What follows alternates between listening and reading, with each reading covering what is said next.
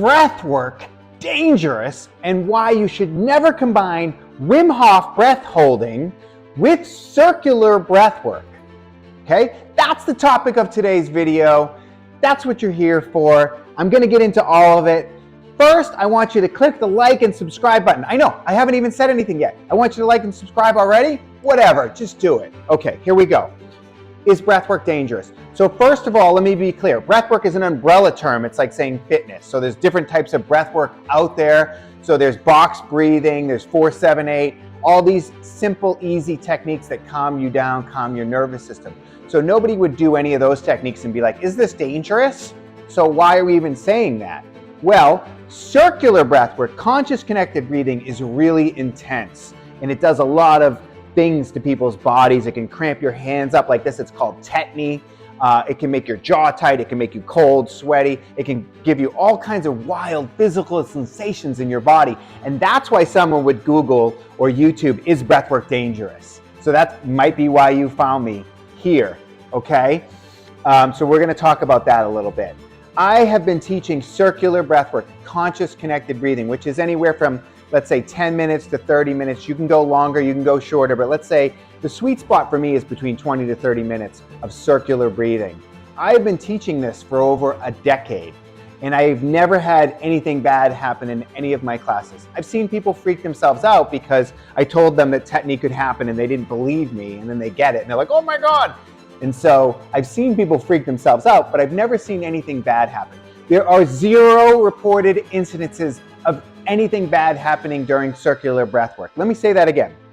There are 0 reported incidences of anything bad happening during circular breathwork. So why do people get freaked out? Well, because they didn't expect it. It was unexpected. When you go to the gym, you expect your body to be sore. You expect it to be hard, uncomfortable. Nobody's freaking out about the gym. Nobody's scared about the gym. Everybody knows what the gym is. It's a known entity. So your brain goes, well, I know what this is. It's safe. It's fine. Don't worry about it. But with breath work, you kind of don't know what it is your first time that you do it. And all this weird stuff starts happening in your body, and it's unexpected. It's unknown. And so your brain freaks you out during the breath work. Your brain doesn't want you to do circular breath work. Why? Why doesn't my brain want me to do circular breath work? It's, your brain doesn't want you to go to the gym. Your brain's job is to keep you safe all the time and protect you. And you have to override that mechanism in your brain to have this transformational breathwork experience. And so there's a thing that can happen during the circular breathwork called transient hypofrontality. Part of the prefrontal cortex can kind of turn off in this beautiful, incredible way. That's where the ego lives. That's where the critic lives. That tells you you're not enough in some way. I'm not thin enough. I'm not rich enough. I'm not smart enough. I'm not hairy enough. In some way, I'm not enough. And the first time I did circular breathwork was the first time I ever felt like I was enough. If you haven't had that experience yet, keep doing the breathwork until you have that experience. It's so worth it. And so your brain doesn't want you to turn it off in this way. So it's gonna try and stop you. It's really insidious. It's really smart. It's gonna do all these little things. It's gonna be like, I don't like this. It's weird. Stop. Adjust your blanket. Adjust the sound. Do this. Do that. Scratch your nose. Shake your hands out. Your brain's gonna give you all these little jobs, all these little tasks to try and stay on because it doesn't want you to turn it off. It's incredible.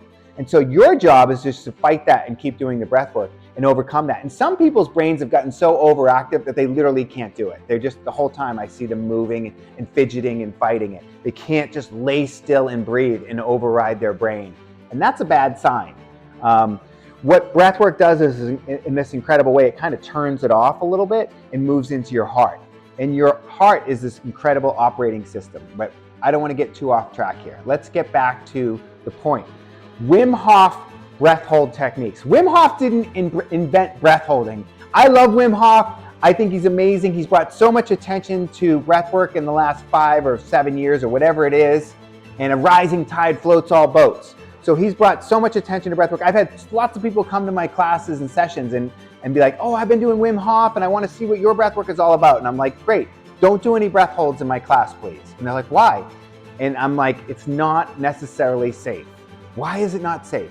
So breath holds or breath retention, which has been around for centuries, is taking, let's just say 30 breaths. That's what Wim Hof teaches. 30 breaths in and out, right? In and out through the mouth. and then you exhale your air out, and you hold. And your brain, after maybe 20, 30 seconds, starts to go, okay, take a breath. All right, John Paul, this is getting uncomfortable. I need air. I need oxygen. Take a breath. And my brain starts telling me over and over, like, let's go, let's breathe. And it just depends on how long I can fight it. And I found the more breathing in and out, so if I do 40 breaths, I can do a longer breath hold. If I do 100 breaths, I can do a much longer breath hold. And the third set of breath holds, I can hold for much longer. Why? Because I've been doing this oxygenating my body in and out with the breathing, right?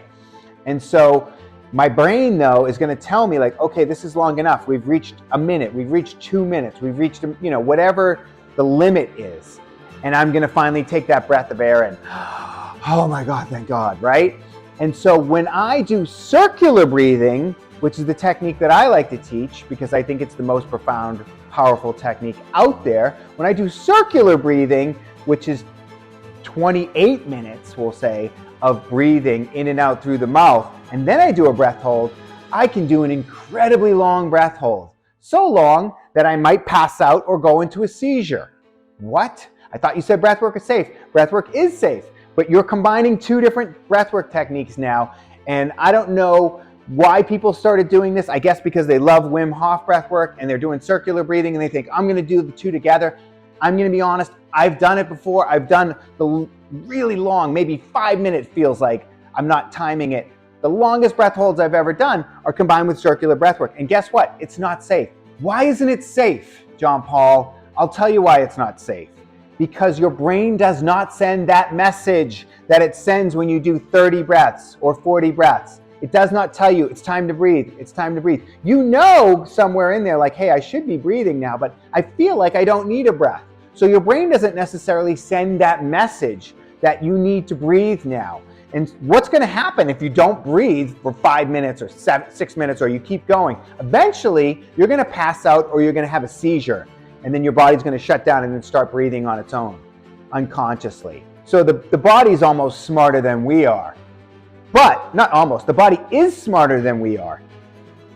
I have heard stories lately. Someone sent me an email that a student had a seizure in their class and that they did a breath hold. And I said, well, I didn't tell you to do that. Why are you combining breath holds with circular breath work? So if you want to do this on your own, that's your prerogative. You're allowed to do whatever you want, but know that there is a risk there. If you're a teacher guiding other people through breath work in a class or a session and you're having them do breath holds, that's not smart. There is a potential risk there, and our job as teachers guiding other people through is the first thing is safety. Safety is always the first and most important thing. Am I doing this? Is my client safe? Am I guiding my client through safely?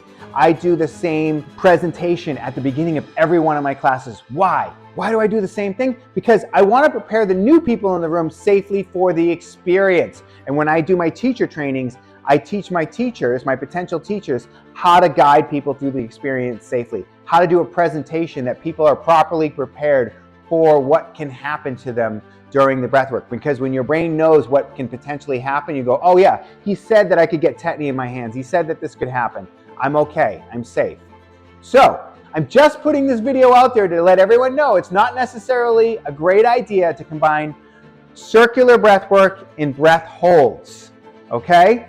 So now you have the information, you can do with it what you want. I know that you're gonna be in the comments telling me, I've been doing this, the two of these together for 5 years and I've never had a problem. Great, I'm happy for you. Let me know your experience, I wanna hear about it. But I'm just putting this out there to let people know, to make people aware that this is a potential risk. I hope you enjoyed this video. Like and subscribe and let me know what you think.